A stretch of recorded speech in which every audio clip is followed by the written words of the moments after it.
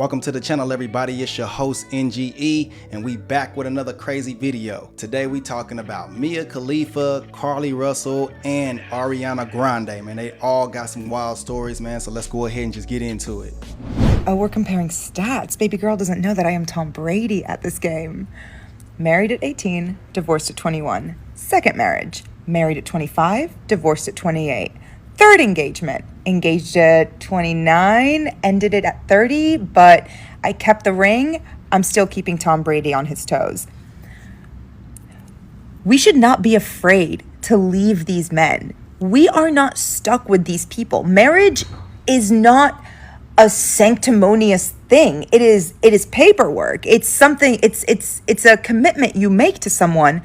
But if you feel like you're not getting anything from that commitment and you're trying, you gotta go. You have to go. I know it's difficult to fill out paperwork and to make appointments and to do all of these things, but this is your fucking life. Do you want to be stuck with someone? Period. Do you want to be stuck with someone? And that's why I say we have the worst women in human history. There's just more examples of women giving other women bad advice. Mia has had promiscuous industry career, multiple failed marriages, a failed heel turn, and multiple public breakdowns, all before the age of 30. Miss Khalifa is so much of a red flag she can't even dump anyone, unless dumping them is synonymous with helping them dodge a bullet. That's like HIV/AIDS saying it's gonna leave your body because it doesn't get along with you anymore.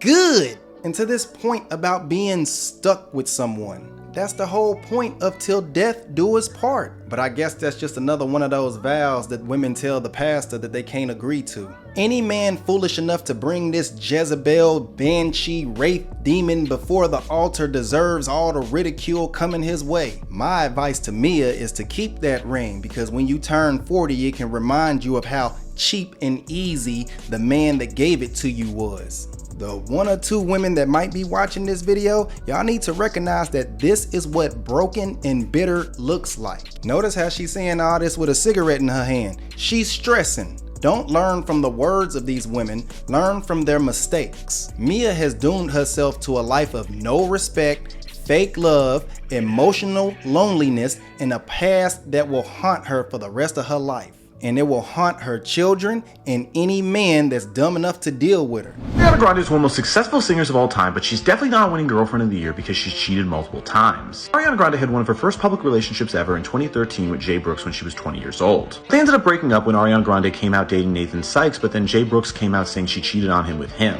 Ariana Grande also has homewrecker claims coming from the late Naya Rivera, who was once engaged to Big Sean. Naya Rivera said she came home one day and found Big Sean with Ariana Grande and knew at that moment she lost her fiancé. There's also Pete Davidson, who for a while was in a relationship with Umbrella Academy actress Cassie David. Until Ariana Grande got in the mix where Pete Davidson did cheat on David with her. Then Ariana Grande would make headlines when she got married to realtor Dalton Gomez in 2021. Now it's come out Ariana Grande will be getting divorced after it's been revealed that she had an affair with her Wicked co-star Ethan Slater. Is Ariana Grande a homewrecker? Yes! Definitely. Reliable sources throughout the entertainment industry have confirmed that the most famous ponytail in the world is having an affair with married Wicked co-star Ethan Slater. Now, his wife, who is his high school sweetheart, says that she was completely blindsided. They have an 11-month-old baby at home, and I guess Ariana and the couple used to always hang out together. Yikes. This is why I say no friends of the opposite sex while you're married. And Ariana just announced that she was divorcing her husband of 2 years a couple days ago. I'm just gonna come out and say it. Ariana Grande loves ugly men. Loves them. And this is why God ain't a woman. How helpful is feminism when the biggest people pushing it mostly harm women? Ariana has all of the dark triad traits that most women accuse men of having. Her narcissistic personality has her thinking that it's a flex to snatch boyfriends and husbands, when in reality almost any girl above a 7 can do that. They just don't, because they don't aspire to personify the word that's used to describe a female dog. Daddy issues is the only thing that I can think of, because any woman with Pete Davidson in their history obviously has manic psychopathy 304 syndrome. And you know her new geeky boyfriend is temporary. She's been more ran through than a yellow light. I'd be surprised if he even feels anything. I mean, she's been with Pete and Big Sean, who are rumored to be quite large. I bet it feels something like this. I think Ariana missed the memo on what female empowerment actually was. But don't lose faith in humanity yet, because even her own fan base is dragging her. I think it goes without saying that Ariana is an objectively bad person. May God have mercy on the next idiot simp that puts a ring on her finger. Carlee Russell, the Alabama nursing student who went missing for 2 days after telling 911 she found a stranded toddler last week, has been charged with 2 misdemeanors in connection with the hoax. That's according to the police. Russell's being charged with falsely reporting to law enforcement officers and falsely reporting an incident. You indicated that she was somewhat uncooperative after that first initial interview the night she returned. Is that what precipitated those charges, those 2 misdemeanors, do you think, in your view?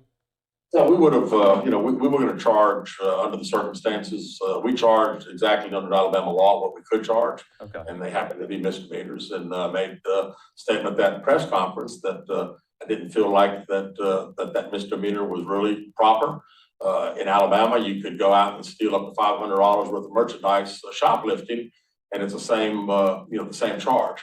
So I'm hoping that I've already had several calls from legislators after our conversation that I think there should be some sort of enhancement. You also heard there from Chief Durzis saying that he hopes that these charges, these misdemeanors filed against Russell, can be somewhat enhanced to felonies eventually. That's a task for the Alabama state legislature. So remember, each charge that she received carries a bond of $1,000 that's punishable by up to a year in jail and up to a $6,000 fine.